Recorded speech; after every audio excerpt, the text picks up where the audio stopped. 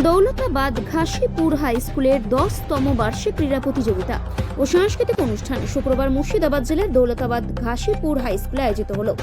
10তম বার্ষিক ক্রীড়া প্রতিযোগিতা। এই প্রতিযোগিতার সমাপ্তি উপলক্ষে আয়োজন করা হয় এক বর্ণাঢ্য সাংস্কৃতিক অনুষ্ঠানে উপস্থিত ছিলেন মুর্শিদাবাদ জেলা পরিষদ সদস্য আশা খাতুন, বহরমপুর ব্লকের সমষ্টি উন্নয়ন আধিকারিক, দৌলতাবাদ গ্রাম পঞ্চায়েতের প্রধান নূরে সালমা খাতুন এবং এলাকার অন্যান্য বিশিষ্ট ব্যক্তিরা। এদিনের অনুষ্ঠানের সূচনা হয় জাতীয় সঙ্গীতের মাধ্যমে। এরপর ছাত্রছাত্রীদের নাচ, গান, আবৃত্তি ও নাটকের পরিবেশনা দর্শকদের মুগ্ধ করে। বিদ্যালয়ের শিক্ষার্থীদের পাশাপাশি স্থানীয় শিল্পীরাও তাদের সাংস্কৃতিক প্রতিভা প্রদর্শন করেন। বক্তব্য রাখতে গিয়ে অতিথিরা শিক্ষার পাশাপাশি শারীরিক ক্রীড়ার গুরুত্বের কথা তুলে ধরেন এবং বিদ্যালয়ের সাফল্যের প্রশংসা করেন। বিদ্যালয়ের প্রধান শিক্ষক কি জানালেন শুনব।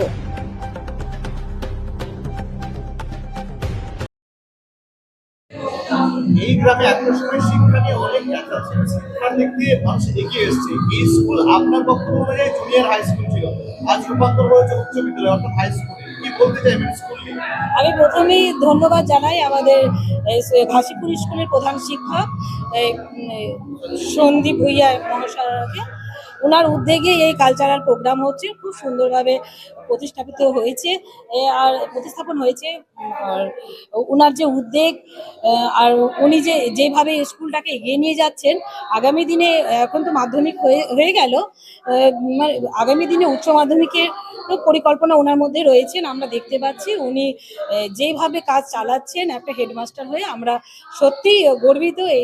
আমি এই রকম একটা মাস্টার মশাই আমি নিজের কাছে পেয়েছি বলে।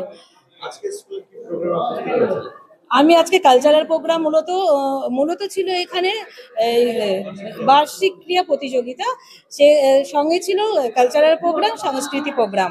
মঞ্চ থেকে আমরা যদি ভুল না শুনি, মঞ্চ থেকে আপনারা ঘোষণাও দিয়েছেন এখানে এরা ওয়ালের গার্ডওয়াল আর কি, মানে হ্যাঁ, আমি পেছনটা দেখলাম যে গার্ডওয়ালকে কেউ বা কারা হয়তো মাটি খনন করে নিয়েছে, আর সেখান থেকে স্কুলটা পরবর্তীতে পড়ে যাওয়ারও সম্ভাবনা রয়েছে। এই কারণে আমি বলবো ভিডিও স্যার উনি আসবেন, কারণ আমার একটু সময় নেই, উনি আসবেন, দেখে যাবেন। আমি সবাইকে জানিয়ে গেলাম, মাস্টারমশাইকেও জানিয়ে গেলাম যে ওনাকে যেন দেখাক জিনিসটা, আর এটা যেন একটু স্টেপ নেয়। আর আমি এর মধ্যে রয়েছি, আমি শুধু গার্ডওয়াল বলে নয়, আমি বলেছি লাইট দিয়েছি এর আগেও, আর পাঁচিল ঘেরারও আমি একটা ব্যবস্থা আমি করে দিয়েছিলাম। অলরেডি কতদূর হয়ে রয়েছে আমি জানা নেই, এটা আমি জানিয়ে আপনাদের বলে দেব। আর এই স্কুলের জন্য আমি এই স্কুলের জন্য নয়, আমার 6টা অঞ্চলের স্কুল রয়েছে সেগুলোর জন্য আমি দেখছি, আর আমি যথারীতি করার চেষ্টা করছি। এটা 9ম বাৎসরিক ক্রীড়া প্রতিযোগিতা এবং তার সঙ্গে বাৎসরিক সাংস্কৃতিক অনুষ্ঠান।